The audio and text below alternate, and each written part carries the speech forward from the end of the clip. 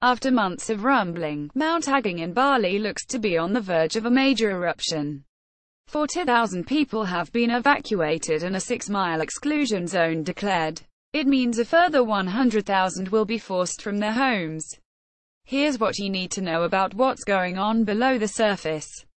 What makes a volcano erupt? Mount Agung straddles Earth's tectonic plates, and now magma, underground molten rock, is forcing its way to the surface. Because the magma is very viscous, the gas has a hard time getting out, so the pressure builds up, explains University of Leeds volcanologist Dr. David Ferguson. It has to get out somehow, so that can end in an explosion. Video. Time-lapse video of Bali volcano spewing ash. Many of the smoke plumes from the volcano are caused by underground water heated by the magma emerging as steam with bits of ash, rock and glass. That is a likely precursor to magma Y coming to the surface. Gas forces its way to the vent of the volcano under high pressure, bringing magma with it that explodes from the crater. Dr. Ferguson compares the situation to a build-up of gas in a fizzy drink, which explodes from the top when given a chance to burst out.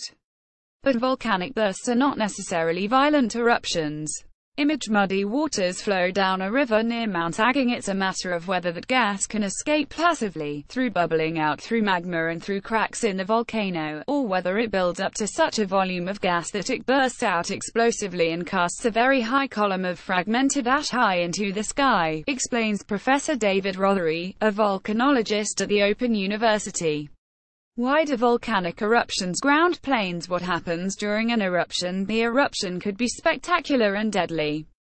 Magma fragments will reach the surface with ash, rocks and cooled, solidified lava known as volcanic bombs that could be thrown hundreds of meters from the crater. Image. Mount Agung volcano is seen erupting from Glumpang village, Karangasem, Bali. Most dangerous, however, are the pyroclastic flows the eruption might bring. These clouds of gas emerge from the crater at 1000 C and barrel down the slope, carrying rocks and ash. They can be heavy enough to destroy houses and engulf whatever is in their path.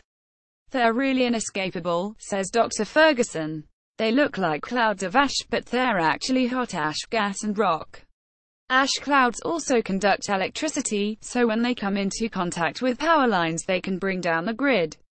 And when it rains, the water picks up ash and molten rock to become thick, muddy lahars flows, persisting for months after the eruption itself. Has Mount Agung erupted before? The last major eruption was in 1963 and killed more than 1,000 people.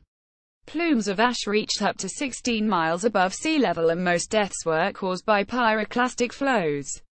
Image. A woman uses an umbrella as she walks through ash. Why is it happening now? Mount Agung is thought to erupt about once every century and mostly remains calm, although there have been several earthquakes reported in the last decade. The run-up to an eruption depends on the build-up of magma from much deeper below the Earth's crust. Because it is less dense than higher up magma, it forces its way up, increasing pressure closer to the surface and creating more gas. The magma from below is generally very hot and has a lot of gas in it, Dr. Ferguson says. If you inject that into some old magma, you can rejuvenate it, and make it eruptible. He compares the process to blowing up a balloon, which can only expand to fit so much gas before it explodes. The volcano's magma chamber inflates, pressuring the rock around it until, as now, the rock eventually breaks.